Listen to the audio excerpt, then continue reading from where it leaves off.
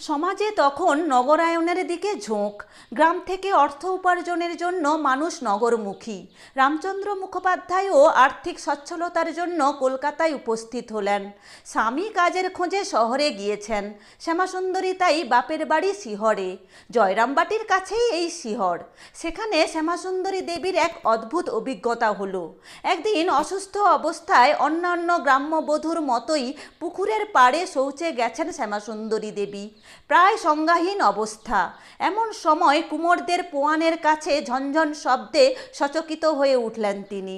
তাকিয়ে দেখলেন সামনের বেলগাছ থেকে একটি শিশুকন্যা নেমে এলো এবং তার নরম কোমল দুটি হাত দিয়ে শ্যামাসুন্দরীর গলা জড়িয়ে ধরে বলল, আমি তোমার ঘরে এলাম মা।